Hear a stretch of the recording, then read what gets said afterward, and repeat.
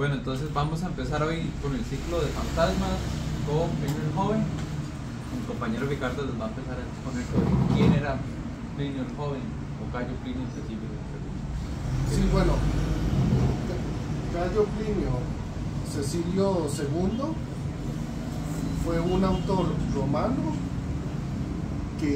pero de la época romana ya después de Cristo. Él nació aproximadamente en el año 61 o 62 después de Cristo, y los últimos registros, lo último que se sabe sobre él fue por ahí del año 111 después de Cristo o un poco más. Tanto su padre como su madre eran de familias nobles, y por eso un poco el nombre de él, porque no sé si saben un poco sobre nomenclatura romana, pero tenemos el praenomen, que sería Cayo, que ese es como un nombre común que se puede usar para varias personas. Luego tenemos el nomen como tal,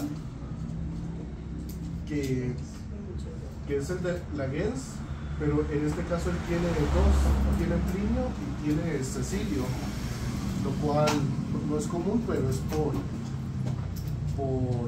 que tanto su padre como su madre pertenecían a gens consolidadas, por decirlo así. Luego, como cabe esperar, él recibió formación en retórica y en otras disciplinas que se esperarían para alguien de la alta sociedad romana. Entonces él tuvo éxito como abogado, obtuvo un consulado y eventualmente se le asignó la administración de un lugar llamado Bitinia, a pesar de que él originalmente es de la ciudad llamada Como. En cuanto a figuras importantes para él, que lo formaron a él, está Plinio el Viejo, está Quintiliano y también un sacerdote llamado Nicetes. En el caso de Quintiliano, él es alguien que es conocido por una cita en la que afirma que la sátira es un género completamente propio de Roma, que no es de inspiración griega, que es algo que evidentemente se puede debatir, pero es como una de las frases más célebres de Quintiliano: sátira cosa tota nostra est. En cuanto a sus obras, tenemos sus epistulae, o sea, sus cartas, las cartas que él escribía a la gente.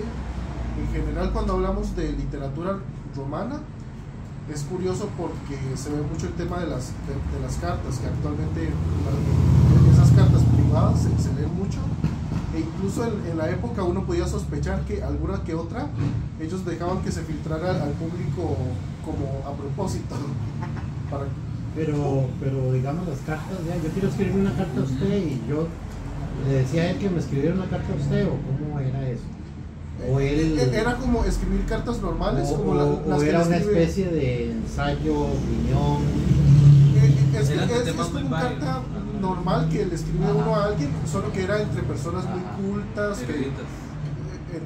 muy cultas, y por eso son muy estudiadas. De hecho, el caso de esta carta de hoy son de las cartas que salieron a la luz porque él, digamos que la pulió para que fuera leída en público. De hecho, se hacían reuniones para leer algunas. Sí. De hecho, hoy, para esta sesión, ustedes leyeron el texto, que es justamente una carta. La de las 4 páginas, ¿eh? Sí, que él escribe a un amigo pidiéndole sobre cuál es su opinión sobre si cree en fantasmas o no. Entonces, claro, es algo muy curioso.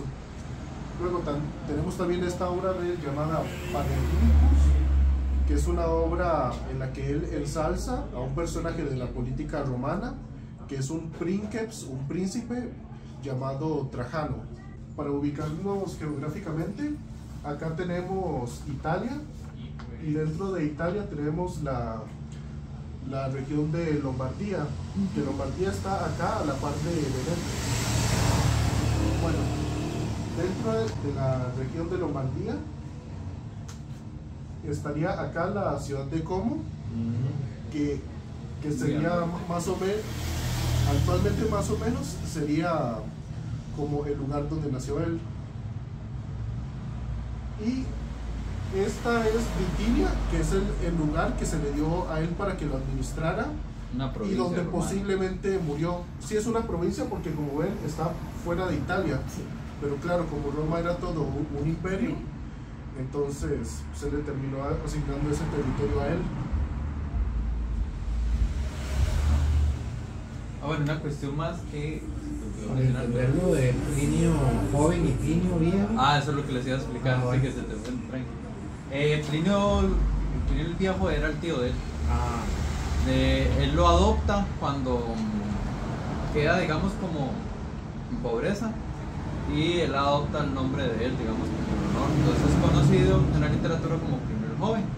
Plinio el viejo también era un escritor, tiene un tratado sobre, creo que era geográfico, me parece, donde habla de un montón de lugares, hasta de la India, ¿verdad?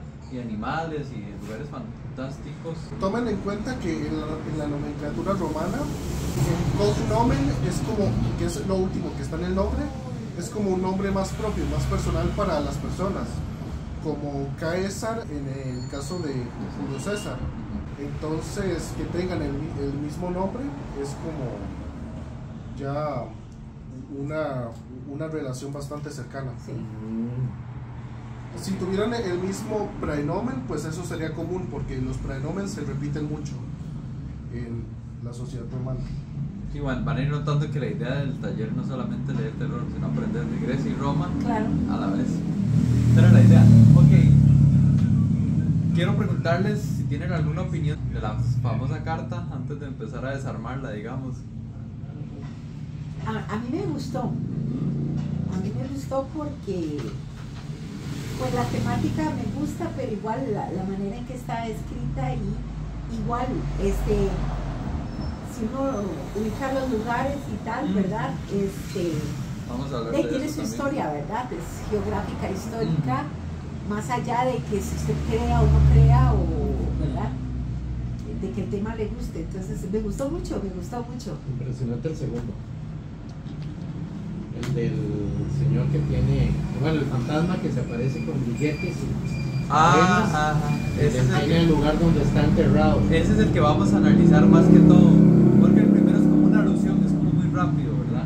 Ese es el que vamos a... Entonces, no sé si se acuerdan del nombre del que va a alquilar la casa, el filósofo. Ay, Atenodoro. Es que les pregunté para ver si se lo acordaban, pero sí. Sí, no. Ya es que yo tampoco estaba seguro de acordarme. Sí, yo también estaba más o menos ahí, pero sí. Bueno, igual, a ver, el asunto con este personaje es que se cree que sí existió, que sí hubo un Atenodoro que inspiró eso. Se cree que Plinio agarra la idea de la tradición oral, una historia que se va contando y él la empieza a escribir. De ahí saca la idea, parece ser. Entonces, se sospecha que fue un Licinio Sura, amigo de Plinio, que fue cónsul 3 veces y gran amigo de Trajano. Se data que parece que ese señor existió cerca del 104 al 107 después de Cristo, se cree, ¿verdad? Son puras sospechas ahí que por medio de otros Por textos y ubicar demás. los textos, sí. Bueno, como les comentaba, en tradición oral, y lo que les comentamos antes es que son adaptaciones, estas que estamos leyendo ahorita, para eruditos. Es decir, se reunían, hablaban, uy, es que yo escribí esta carta de esto, entonces vean la prosa, la forma en que las redacté, Sí, la sí, belleza sí, en la que sí, narro sí. las cosas. Así era. Sí, de hecho, Virgilio, cuando él componía, él llegaba a fiestas de personas conocedoras del tema y él leía como partes de la Eneida que él las presentaba como incompletas también para ver lo que pensaba la gente. Es una manera muy interesante de enganchar a la gente, ¿verdad? Sí, y también para tener retroalimentación Ajá. Sí. de cómo podría tal vez mejorar las cosas así. Y bueno, entonces nos ubicamos en una casa en Atenas, Grecia, que estaba puesta ahí al alquiler para ver quién se hace con ella. Y bueno, la descripción del lugar, hay una casa antigua con muchos sonidos, vean toda la descripción Sí. que es muy, digamos, moderna, de una casa encantada, ¿verdad? Una casa embrujada. Se cree que esos de los primeros textos que tenemos escritos de una descripción de una casa embrujada en la historia, en la literatura. Hasta donde yo sé, se considera que es de las primeras. Lo primero era el fantasma, bueno, que es mudo, Y algo muy interesante, las cadenas. El asunto con las cadenas es que, por ejemplo, el cuento de Navidad de Dickens, el fantasma que aparece con cadena, fue por inspiración, no por inspiración, fue que Dickens lee esta carta y él se inspira completamente. Él dijo en algún momento que él literalmente leyó esto y agarró la idea y la plasmó en su cuento de Navidad. Y si ustedes conocen el fantasma de Canterville, que de hecho ellos lo tienen acá, Sí. eso es una sátira del género de fantasmas, porque ya él se está burlando del fantasma y es todo incompetente. Pero vamos a ver que en esta carta, ¿no? Realmente Sí, es un fantasma bastante. Y esta es una ilustración muy chiva que hay, de hecho. Sí que está Tenodoros con front the spectre.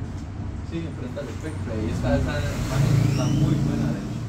Sí, y bueno, acá en Costa Rica tenemos al Cadejos, que es otro ejemplo de un espectro con cadenas. Y bueno, algo importante, digamos, bueno, aquí estamos ubicados en Atenas, ¿verdad? La ubicación. Está Atenas, y está lo que estaría sucediendo ahora. Entonces digamos que estaríamos ahí ubicados, ahí estaría la casa. Atenodoro era, bueno, esto es muy importante, como les comenté, y se supone que era un personaje que sí existió. Parece que la gente sabía quién era Atenodoro, entonces era conocido para el público. Por eso no dan como muchísima información del señor, más allá de que es un filósofo y que me parece que era practicante del estoicismo. Eso aún me da más valor a la forma de actuar frente al fantasma. Y aquí están las teorías, los posibles filósofos: Atenodoro de Tarso, que vino a Roma sobre el 70 a.C., o Atenodoro también de Tarso, que fue amigo de Cicerón, Estrabón y maestro de Octaviano Augusto. Vean la relación que tiene con Augusto, el primer emperador de Roma. Es el que alquila. Sí, se cree que es uno de estos dos, ya más específicamente. Y bueno, en las narraciones de horror muchas veces uno se encuentra con personajes que representan el elemento racional o lógico. Y vean que desde Roma, desde esta época, ya se presenta uno que es el filósofo. Porque él escucha el fantasma, pero parece que él adrede él gira la casa para deshacerse de él. Entonces vemos un proto investigador de lo paranormal, que en la literatura de horror, vamos a ver en la próxima sesión, están muy presentes. Y varios autores crearon sus propios investigadores de lo sobrenatural y tienen una serie de relatos o novelas en relación a este investigador de lo paranormal. Este sería, digamos, uno de los primeros, o no sé si el primer investigador de lo paranormal. Bueno, vemos que él se sienta y usa el famoso stylus. No sé si han escuchado de estas tablillas. Y el stylus es este lapicito que están hechas de cera de abeja. Eran como cuadernos de apuntes, no, lo que escribían ahí no quedaba ahí, usted cambiaba la cera y la reemplazaba por otra. Si usted quería ya fijar lo que tiene ahí, era diferente. Esto es como un borrador que ellos tenían y iban apuntando sus ideas y sus cosas. En la escuela los niños lo usaban mucho, en Roma, cuadernos de cera. Y bueno, ahí está Cicerón y ahí está Octaviano, quien sería justo el primer emperador. Les traje un poco las ilustraciones para ver quiénes eran los personajes. Y este que está acá es Estrabón. Bueno, entonces, muy importante, en la primera sesión, que bueno, la vemos muy por encima, se habla de que hay tres aspectos, según Lilio, es un autor que utilicé como fuente, que habla que en el género clásico, en los autores griegos y romanos, se habla, más que todo en Grecia, de que porque un espectro aparece es, número uno, fue mal enterrado, como le pasó a Patroclo en la Ilíada, que se le presenta a Aquiles, Sí. y le reclama que entierren bien su cuerpo, bla bla bla bla bla. Otro es sufrir una muerte violenta. Y la tercera opción, suave, se me está yendo la tercera opción, Tener como asuntos pendientes. asuntos pendientes. Sí, es el más. Y vemos que esos tres aspectos realmente siguen apareciendo en las leyendas modernas, o sea, Hasta no ha el día cambiado de hoy. nada. O sea, si usted El alma en pena. el alma en pena, digamos, en una calle un poco transitada, las famosas calles estas, el valle este La del- Llorona es una. Es un alma en pena. Exactamente. Entonces, ¿En cuál calle? se me fue Aquí en este Costa camino, sí, Rica. Costa Rica, el famoso valle, no, el valle no, ay, se me fue el nombre. Sí, que supuestamente que en esa calle pasan cosas raras, ese trayecto es. Se me olvidó completamente el nombre. Pero sí, digamos, No es en Desamparados. no, es es, ¿En el centro de ese museo?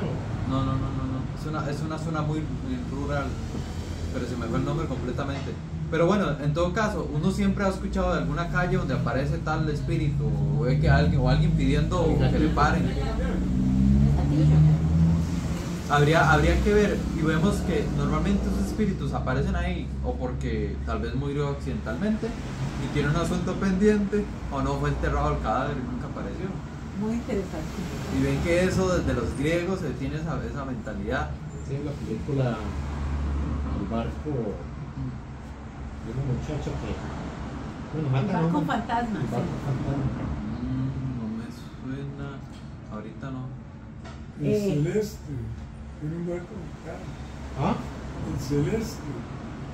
No, La es historia de la novela Un barco fantasma. No me acuerdo. el barco fantasma, bueno, era un barco que iba en gente y la película empieza donde están amarrando un hilo y están bailando a la gente y tiran el hilo y matan Es un un crucero. montón de no la gente conozco. y queda una muchacha, Sí, que una no la chiquita viva y esa chiquita es un fantasma, después se le aparece a los... Bueno, hay muchas leyendas de un barco donde aparecen fantasmas o Claro. formas específicas. Sí, claro, es todo un tropo literario el Es tema todo. del barco fantasma. Claro. Sí, de hecho hay un autor, William Hobson, que se encarga de narrativas de marítimas, de leyendas marítimas, de fantasmas y cuestiones así, si les interesa. William Hobson es muy bueno, de hecho, y tiene muchas narraciones con temática fantasmal, pero en el mar. Sí. Pero sí, o sea, vemos que al final este asunto del fantasma que aparece en una casa encantada, en una calle, en un lugar X o Y, tiene siempre como la misma estructura, ¿verdad? Es un fantasma que aparece porque dejó algo pendiente. Y aquí el asunto pendiente, bueno, esta ilustración es muy divertida porque es como de un cómic que es del relato.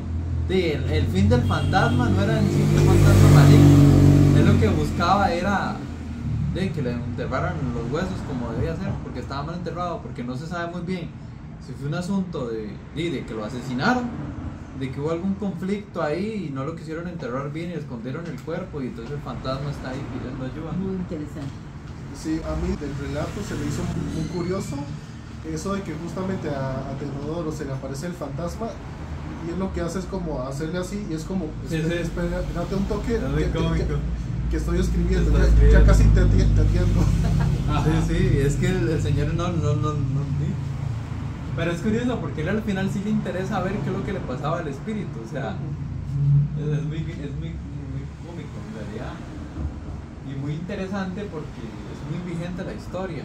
O algo que hizo muy bien Plinio en el relato es que no nos muestra todo. Y de hecho digamos que él hace escuela para cómo escribir un relato de fantasmas. Porque no hay que mostrar todo, no hay que explicar todo. Los relatos de fantasmas son ambiguos. Entonces él pone estas preguntas. ¿Quién era el difunto? Nadie sabe al final quién era de quién era el cuerpo. Era un prisionero que estaba ahí, falleció ahí. Sí, que tenía cadenas, Porque tenía cadenas. o sea, porque pudo haber aparecido el cuerpo sin Ajá. las cadenas, ¿verdad? ¿Qué crimen cometió? Fue que cometió un crimen y lo encadenaron en esa casa, lo dejaron ahí. ¿Por qué enterrado en esa casa? ¿Por qué no en un lugar donde debe ser? Porque en Roma, recuerden que se enterraba fuera del... ¿cómo se llama esto? En el Promerium, fuera de las ciudades, ¿verdad? Siempre estaban en lugares El liminales. panteón. No había cementerio, Promerium. no había cementerio. Era un panteón, pero era Sí. fuera de la ciudad. Tienen que estar fuera de la ciudad. Y eso lo vamos a ver ahorita, porque el tema con los romanos y los muertos es todo un ritual que vamos a ver Sí, ahorita. de hecho el tema del misterio es muy importante para todas las buenas historias, Sí. aunque no sean de misterio, porque a fin de cuentas que a uno le queden incógnitas al final de una lectura, que le queden Sí, un final muchas, abierto, que le queden, muchas, pues, no necesariamente un final abierto, pero sí cosas en que pensar. Sí, como... sí, que usted da Porque, ganas de por ejemplo- volver a leerlo y decir, quiero descubrir que estaba ahí, ¿verdad? Es como una Sí, buena claro. película que vos decís, yo no vi esa escena, tengo que volver a verla para poder captar lo que pasó, ¿verdad? Sí, o las incógnitas, que una película o un libro le dejen incógnitas a uno, hace que uno se quede pensando por más tiempo y que al final uno se quede a nivel más profundo con esa historia en concreto. Y bueno, sí, o sea, realmente este autor Lillo dice que Plinio tiene como esa capacidad de dejarlo a uno con esas dudas y con ese misterio, porque si bien se resuelve de lo que quiere el fantasma, pero no sabemos mucho de él, es muy poca la información de este personaje. Sí, en muchas historias pasa eso, que se resuelve completamente la trama principal, entonces es un final cerrado, pero alguna subtrama o algún detalle, alguna motivación de algún personaje queda abierto. Entonces hay como distintas formas de generar ese Siempre misterio. el mal de terror es una cuestión de misterio, sí, Mm. es nada. Y luego no puedes decir, porque con los vampiros vos decís, bueno, si alguien que coma sangre, al final lo denuncias y ya está, ¿verdad? O sea, le quitas el comer sangre y entonces se muere. Pero un misterio como el del fantasma no puedes ni negarlo ni afirmarlo, y entonces queda una cuestión meramente individual y de experiencia. Y la ¿verdad? próxima semana, que la otra lectura es más larga, todavía hay más misterio y unas sensaciones más de desasosiego, es más siniestro, porque ya es algo más contemporáneo. Es como uno de mis autores preferidos, así que voy a hablar bastante de la vida del señor de Blackwood, pero bueno, no voy a adelantar. Entonces yo me hacía esta pregunta de que si es el primer detective paranormal o cazafantasma. Sí. Esa fue una pregunta que yo me formulé, porque en la lectura de la siguiente semana también este autor Blackwood tiene dos personajes, el que vamos a ver ahí, que es un proto investigador de lo paranormal. Digo proto porque en su literatura es su proto, él luego ya crea uno que digamos con todas las características del investigador de lo paranormal. Sí. Pero eso no lo vamos a leer, pero yo se los voy a recomendar ahí después. Vamos a leer, ese relato y tienen conexión por la casa y por el investigador. Hay una, antes de que se me vaya, cuando dice investigador de lo paranormal, cabe dentro de lo que, bueno, algunos ya irían al extremo y es del exorcismo, ¿no? Ajá. O sea, tiene que ver con eso, pero sin el aire religioso Ahí, tan excéntrico. sí, ¿verdad? sí se ha Tan abordado, extremo. porque por ejemplo, Chekhov, el que tiene este padre que es un... Sí, no, Chesterton, perdón. Chesterton tiene un Las personaje. historias del padre El Brown. padre Brown es un investigador de lo paranormal. Sí. Es un poco más cómico y demás. El Joseph Sheridan Sí, de sí. Fanu, el escritor de Carmila, tiene a uno. Se me acaba de ir el nombre del cazador, pero de hecho Carmila es uno de los casos del investigador de lo paranormal. Y tiene otro muy bueno que se llama El Té Verde y el Dragón Volador. Sin llegar al extremo terrorífico del En exorcismo. O por ejemplo, Scooby-Doo. o- Habana, sí. Sí. Se podría decir que de hecho que Scooby-Doo es hijo de todo esto en parte, porque digamos, obviamente ya es más infantil, más cómico, pero digamos, por ejemplo, el personaje que es del autor que veremos la próxima semana, que no es ese personaje, pero es un personaje principal de lo paranormal, John Silence se llama, tiene un caso que se llama Culto Secreto, que el personaje se enfrenta contra una entidad demoníaca, digamos que es una especie de exorcismo, pero de un lugar, no de una persona, es un ambiente que está poseído por una entidad demoníaca. Entonces, sí hay personajes literarios que se han enfrentado con el tema religioso. Sí, y bueno, Scooby-Doo, si bien no es nada religioso, al final descubren que es alguien, es una farsa, Se explica el fantasma. ¿verdad? Y hay un interés ahí económico, de poder o tal o cual. Pero hay uno que otro caso en el que usted bromean y ellos se van y queda el fantasma allí, ¿verdad? Exactamente. Entonces, el fantasma ayudó a descubrir al farsante, pero entonces era para desviar la atención y el fantasma queda allí, ¿verdad? Sí, ahí es el Muy elemento esporádico, pero comercial. sí, Scooby tiene eso, ¿verdad? Y lo del cazafantasmas, eso es. Sí, claro, ¿Cómo se llama las esa? A la películas. película, sí. Sí, ya eso es también Hollywood. dentro de lo cómico, pero también tiene digamos, como un sustento en toda esa literatura que se viene dando, Pero es- que va evolucionando y demás. Bueno. Vamos a hablar un poquito de las entidades fantasmales que hay en Roma, muy brevemente para que tengan una idea. Sí, claro, Sí, porque, claro. porque a fin de Entidades cuentas fantasmales todos los aplicado a nuestro contexto, que son como distintos tipos de fantasma, Pues porque sí. dependiendo del lugar hay tipos de fantasmas con características distintas. ya, ok. Bueno, en el caso de... Es que no entendía el término de entidades romanas. Ah, sí, entidades fantasmales romanas. Sí, ya. Sí. Ok. Ok, en el caso de Roma, tenemos que ellos creían en los manes. ¿Qué son los manes? Los manes son los espíritus de los ancestros. Entonces, por ejemplo, en las casas de las personas de clase alta, se ponían altares y todo en honor a los manes y se les hacían ofrendas de vino, miel, Como el leche. 2 de noviembre. Parecido No, al 2 de noviembre. Bueno, vamos a ver un montón de paralelismos con cosas que hacemos nosotros. Ah, Porque eran permanentes, ¿no? O sea, era un lugar como donde... hacen los mexicanos, tocaban ¿verdad? cosas. También el Sí, Día de Muertos. como lo del Día de los Muertos. Pero no era que lo hacían un solo día. Sí, lo era hacían permanentemente. permanente. Era permanente. Habían fechas Interesante. precisas para ciertas festividades, pero sí. Sí, pero el altar sí se mantenía. Las ofrendas eran lo que sí era, pues, cíclico. Luego tenemos también a los lares, que según Pierre Grimal, los lares son espíritus que tienen relación con los espacios hogareños y con las encrucijadas, que son como donde se pueden encontrar. Y tenemos también a los penates. Ajá, los tres. Los penates son un tipo de divinidad menor, que son igual dioses hogareños que cuidan la casa, pero que no son ancestros, sino que son Ah, sí, entidades más abstractas. Como De el, hecho- ángel, el ángel de la guarda de Ah, Sí, solo que esos sí, de es lugares. como- Y es muy curioso porque me parece que son los penates los que se ponían a veces en donde Mire, iba la comida estábamos para hablando traer de la comida usted. ¿Cómo también. le va? Feliz Creo que No le picaban las orejas. Había No unos, estoy muy seguro. pero sí había unos, Entiéndeme. yo recuerdo que se ponían como en ciertos lugares para que yo que sé, cuidar la cena, la comida o algo así. Buenas tardes. Buenas tardes. Buenas tardes. Se esmeraron en ponerle una buena silla y no venía. Pero llegó. No, siempre. Es que Pero estoy, llegó, sí, estoy sí, tranqui. politiqueando. Ah, con razón, sí, ya ahora el fin de semana. Sí, ya terminé. Entonces hacemos un toque, una pausa para preguntarle a ver si ella quiere decir algo respecto a la lectura. Ah, ok, sí, que le Se la pareció pudiste leer. Estuvo preciosa porque como no me la leí, Ah. entonces me acordé hoy. Entonces, sí le di una ojeada. Lo que más bien me llama la atención. Ah, bueno, si quieres continúas con... Ah, sí. Sí. Sobre los penates, perdón, es rumano y es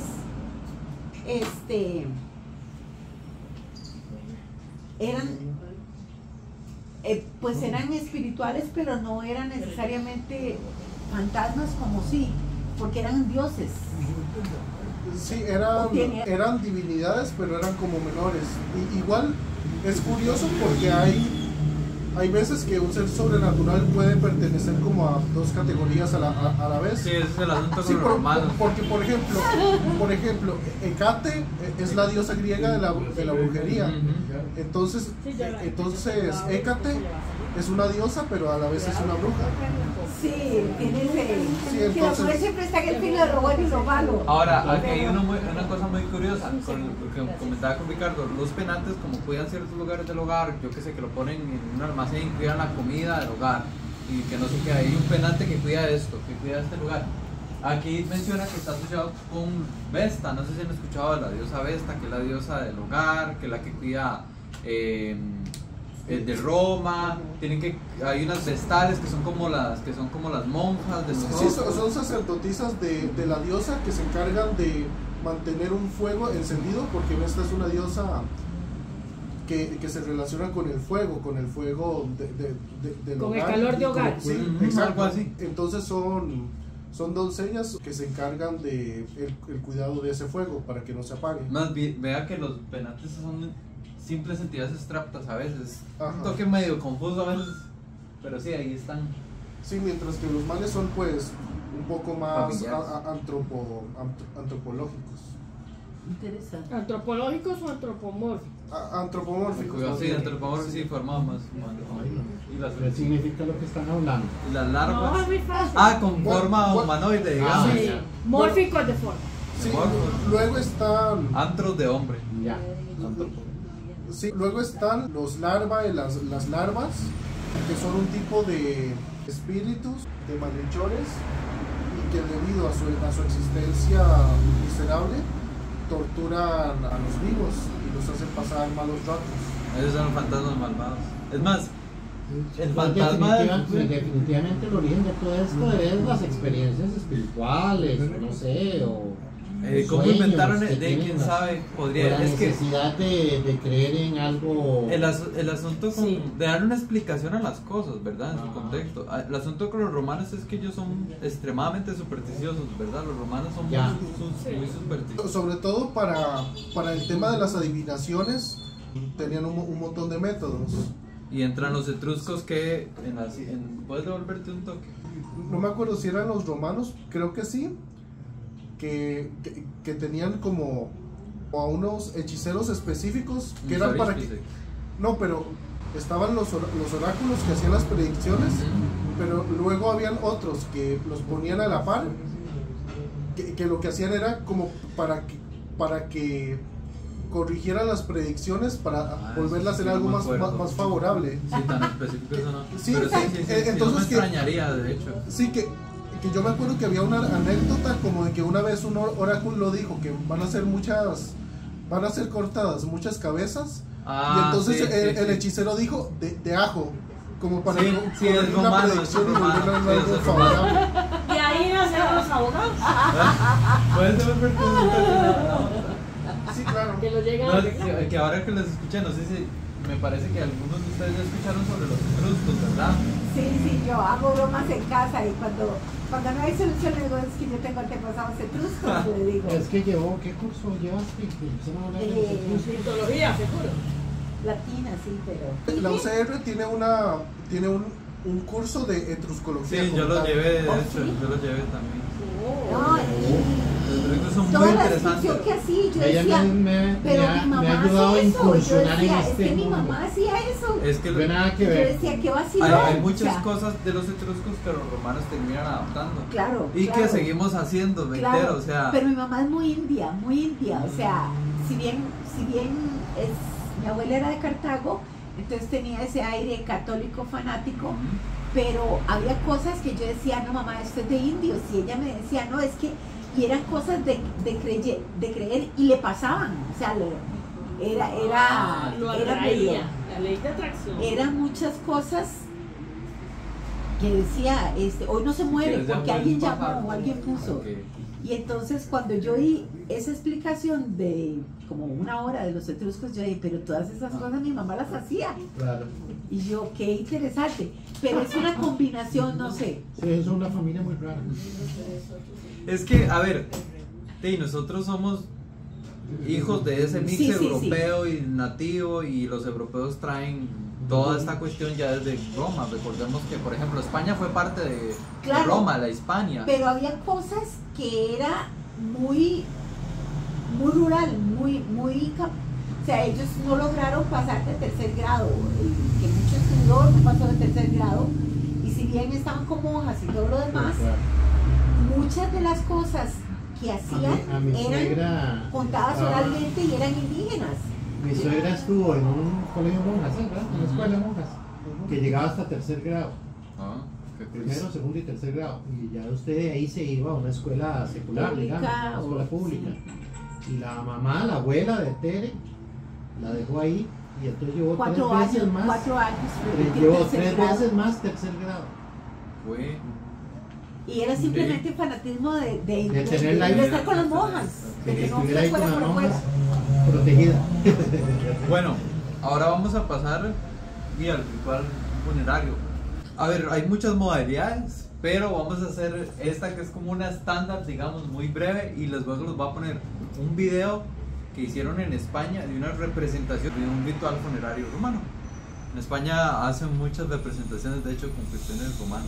Es muy interesante. Sí, también eso le damos, ¿verdad? Definitivamente los Dice, españoles. se habla de una conclamación, esta cuestión de las lamentaciones, ¿verdad? De hecho, se habla de unas plañideras que se les pagaba a mujeres para que lloraran.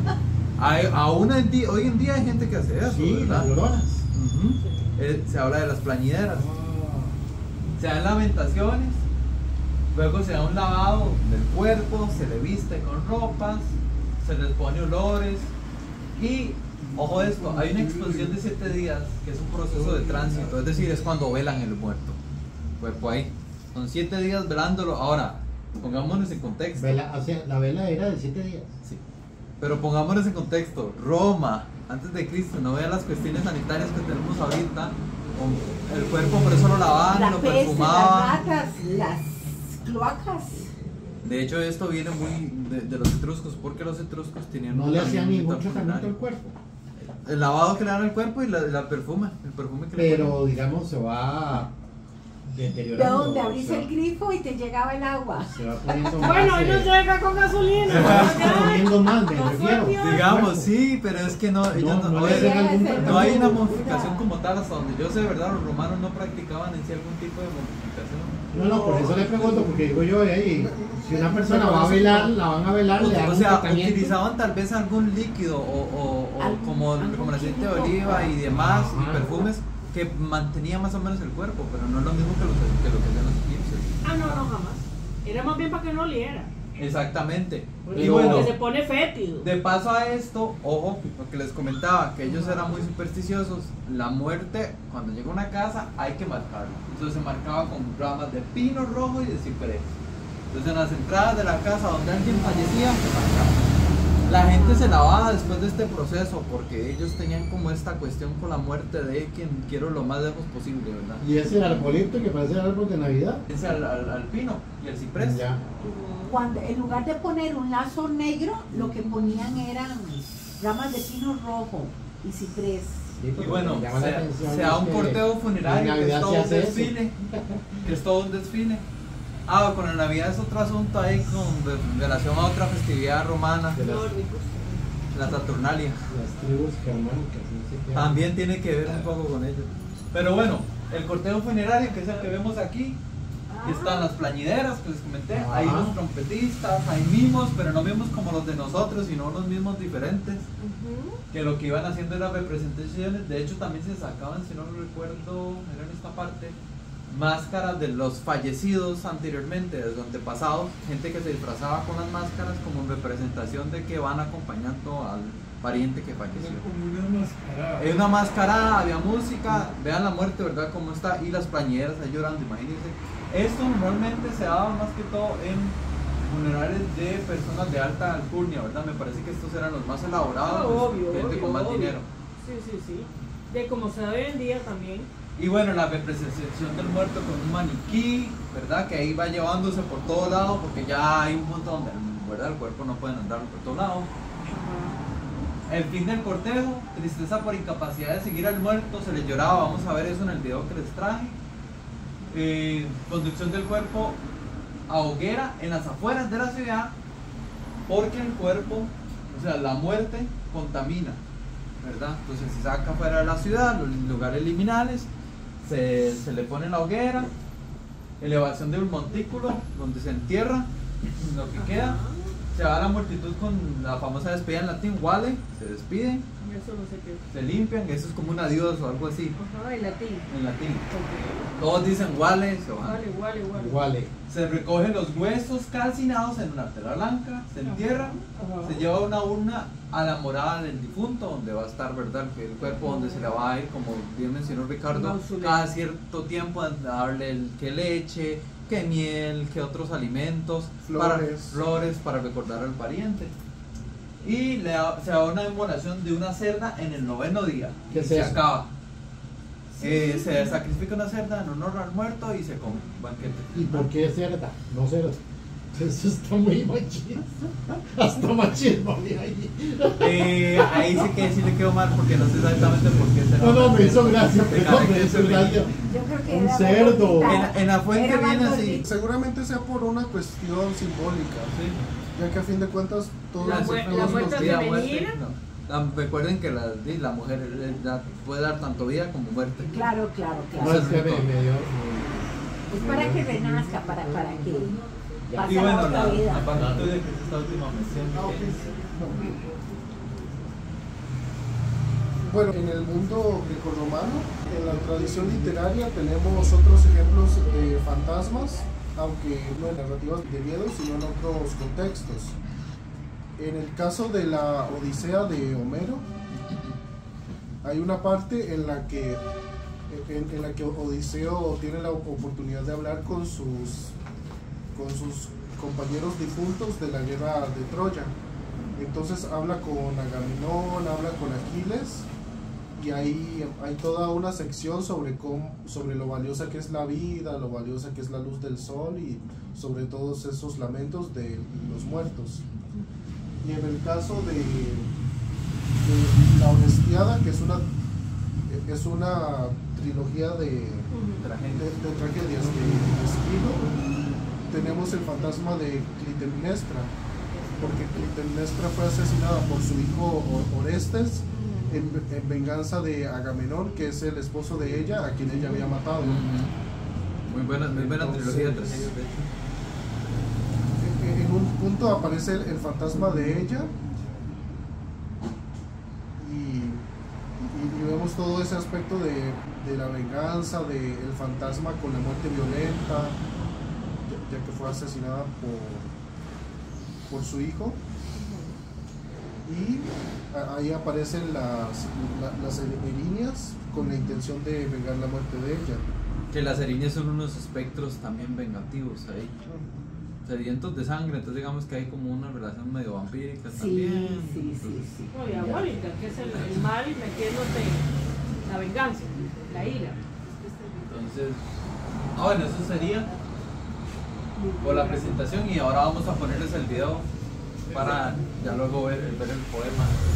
¿Qué pasa? ¿Qué? Gabriel.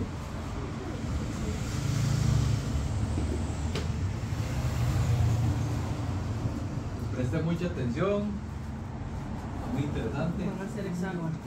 Es como un teatro.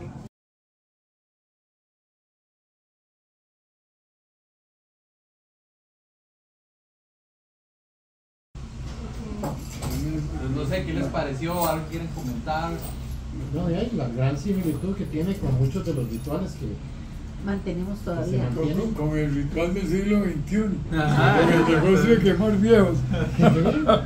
Sí, sí. El negocio. No, es que anteriormente, se contrata a veces. es decir, los verdaderos semitas se incineraban. Y en la India usted ha visto que incineran Sí, en la el Ganges. el Ganges, sí, para tirarlas al Ganges. Y quedan los cuerpos a veces ahí, la gente a veces se baña y es milagroso, pero es la gente. Pero nosotros venimos de un aspecto cristiano ya no incinerar. En el tiempo Sí, de es que eso Jesús cambia. se guardaban los cuerpos y se le ponían, es más, encontraron una fosa que seguro que este es el cuerpo de Jesús, porque tenía la selva. Es que cuando Entonces, lo que hacen son unos grandes museos como el Vaticano. Sí, es Se que lo que llevan pasa eso es que al cuando Vaticano y lo guardan.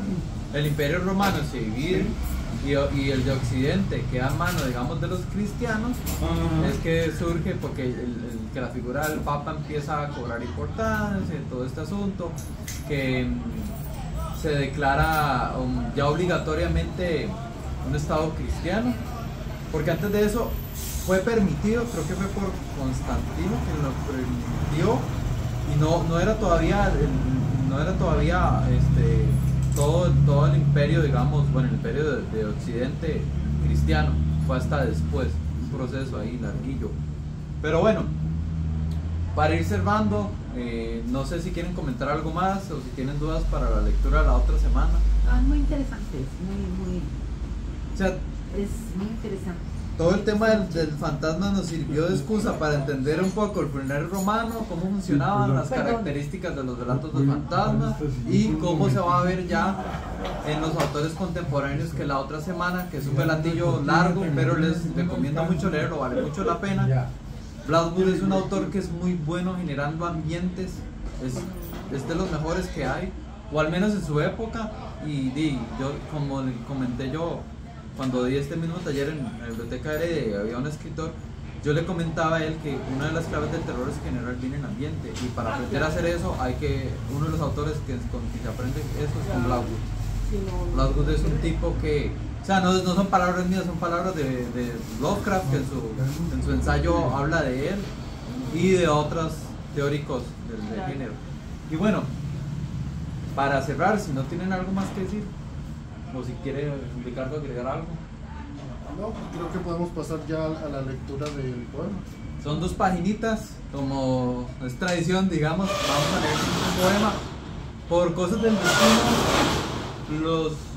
el anterior y este son del mismo autor, de Johann Wolfgang von Goethe, porque Goethe es 10, Goethe. Sí, sí. Puede aumentar un poquito el tamaño. Ah, sí. Igual lo vamos a leer. No sé si quieres leer vos o lo leo yo, son 2 páginas. Si quieres, como quieras. Tal vez tú, porque como ¿Está bien? vengo saliendo Sí, sí. por el tema de la Sí, letra. tranqui. Entonces, bueno, La danza de la muerte se llama. No sé si han escuchado, por ejemplo, de unos famosos grabados de un alemán que grabó o representó en un grabado una peste que hubo de una peste que hacía que la gente bailara hasta morir. De ahí vino un poco la inspiración de este poema. Pero bueno, fue una peste medio rara ahí que les dejo para que curioseen en internet cuando puedan. Y hay unos grabados sobre eso. En fin, dice así: el guardián miró hacia abajo en la mitad de la noche, sobre las tumbas que yacen dispersas allí. Con su luz plateada, la luna llenaba el espacio. Vean unas cuestiones que vamos a ir viendo ya para las siguientes sesiones. La luna llena, que llenaba el espacio, y la iglesia, como el día, parecía brillante. Entonces vio primero una tumba, luego otra que se abría, y hombres y mujeres fueron vistos al avanzar, envueltos en pálidas y níveas mortajas. Apurados por correr, pronto doblaron los tobillos, girando en rondas y danzas tan alegres. El joven y el viejo, el rico y los pobres, pero las mortajas les molestaban, y como la molestia no puede perturbarlos, se sacudieron y pronto aparecieron los sudarios dispersos y confusos sobre las tumbas. Entonces se agitaron las piernas, estremecieron los muslos, mientras la tropa con extraños gestos avanzaba. Los gritos y clamores se elevaron alto hasta que el tiempo y la danza marcaron el mismo ritmo. La vista del guardián parecía abrumada de maravilla cuando el villano tentador le habló hacia el oído: aprovecha una de las mortajas que allí yace. Bueno, estamos viendo, ¿verdad?, que nuestro protagonista es un guardián de un cementerio, y los muertos empiezan a levantar, pobres y ricos, sin importar clases sociales, se levantan. Ojo que dice como cuando el villano tentador, rápido como el pensamiento la tomó y huyó detrás del portal de la capilla a toda velocidad. La luna seguía derramando su blanquecina luz sobre la danza que temerariamente se desarrollaba, pero los bailarines se fueron retirando uno a uno y sus mortajas, mientras se desvanecían, reposaron, y bajo el césped todo estuvo tranquilo. Pero uno de ellos tropieza y queda tendido allí e intenta alcanzar el sepulcro con desesperación. Sin embargo, sus camaradas lo ignoraban, y él percibió el aroma del sudario en el aire, así que agitó la puerta, pues el guardián se protegía, para repeler al enemigo bajo el bendito peso de las cruces de metal. El soldado debe conseguir, pues sin él no hay descanso. Permaneció unos instantes reflexionando sobre los ornamentos góticos que el espectro ansiaba. Pobre guardián, su destino está sellado. Como una larga y espantosa araña en súbito andar, así avanzaba el pérfido y espantoso gusano. El guardián tembló y la palidez lo sobrecogió. Los gusanos son asociados con cosas malignas por toda esta asociación de lo tónico de los subterráneos. Por eso un gusano lo describe. Mientras el fantasma buscaba su sombría mortaja, cuando al final ahora nada puede salvarlo, en un diente de hierro fue capturado. Cuando el luctuoso brillo de la luna se apagaba, cuando sonoro estalló el trueno de la campana, desvaneciendo el esqueleto deshecho en átomos. Wow. ¿Qué fue lo que escribió? Me acuerdo. Fausto. Fausto es lo más famoso de él. Eso es lo que iba a decir yo, que es el más famoso. Desconozco la razón porque he de admitirlo que nunca lo he leído. Es un gran poeta. Yo no lo he podido leer, yo siempre lo he querido leer, pero digamos los otros poemas que he leído, como este que leí, el de la vez pasada, La novia de Corintio. Es poeta, pero también cuentista, ¿no? Fausto Sí. no es poesía, es cuento, es No, novela. es teatro, es una obra de teatro. Ay, de teatro, ¿ve? Sí. ¿Cómo no? sabía. De yo. hecho, Fausto está inspirada en otra obra de un mae que era amigo de William Shakespeare, que se me olvidó el nombre, que lo escribió antes de él, y de ahí fue que digamos como que sigue la historia de alguna manera. Es que Fausto era ya por tradición oral una por historia tradición, que había De un tipo que vendía su alma al diablo y todo. Es Me una. he sentido todas las noches en una fiesta. Es una. Sí, Ay, ¿cómo se llama? Sí, Así una. hay luz, Una obra se alemana. reúnen, Sí. Alemana. se ponen a Entonces. tomar y a tocar. Los alemanes son guitarra, y buenísimos todos para son los muy cuentos, o sea, Si no hay luz, los como que siniestros salen, son muy buenos. se van a la universidad. se van allá al frente, se van al otro esquina.